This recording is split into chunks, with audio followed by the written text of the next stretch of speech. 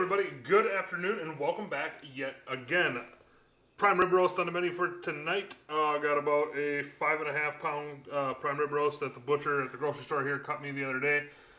He trussed it up for me, and yeah, that's what we're going to have for dinner. So real easy to get these things prepped up. I'm going to use some olive oil for a binder, and then we're going to use 3 coats of rub. We're going to do our first coat pretty heavily with this Sucklebusters Texas brisket rub. And then we're going to go on with the 1836 beef rub. And then we're going to go on right over the top of that with the Sucklebusters SPG. So let's go ahead and get this thing rubbed down.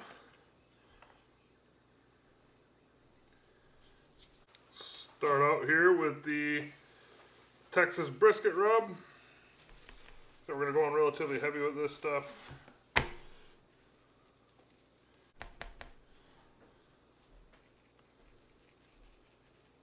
Next coat, we're going to go on with the 1836 beef rub.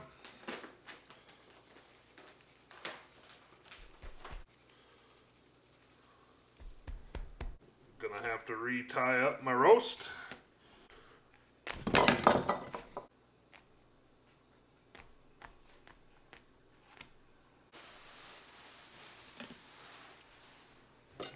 Okay, now that we got it tied back up, let's go ahead and finish rubbing it down. Go ahead and hit it with the Sucklebusters SPG. Just gonna go on with a light final coat of this.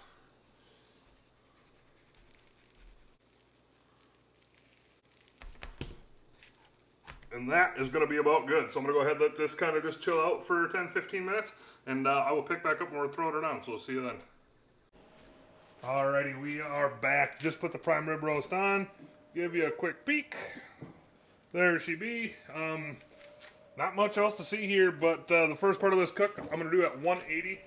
And I'm using Royal Oak XL for the charcoal today, and then I got some like bourbon infused hickory blocks and one chunk of oak in with it. So now besides that, I'm gonna let this thing roll probably for about a couple hours, and then I am gonna crank the temp up. But before I crank the temp up, I will pick back up and give you a shot of it. So we'll see you in probably a few hours. Okay, we have been on for 2 hours at 180. Give you a quick peek. There she be. And what I'm gonna go ahead and do now is close this thing down and crank the temp up to, I'm thinking 275, and I'm going to let it go the rest of the way.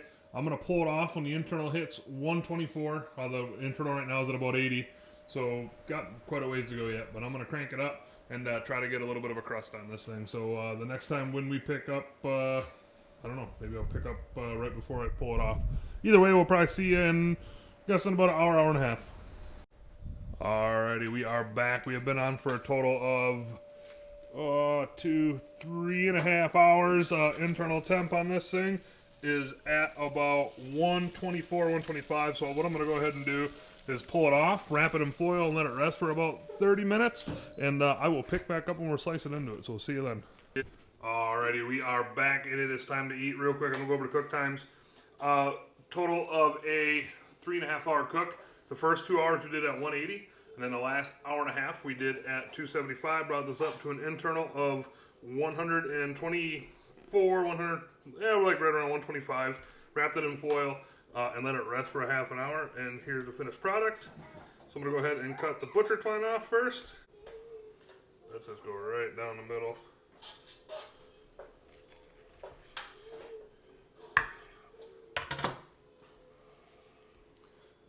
See with that angle, but that looks pretty dang good.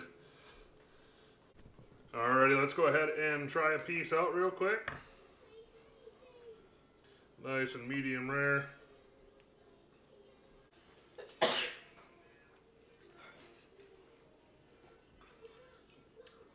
Yeah, that's I want to eat more. I will say that is pretty fantastic.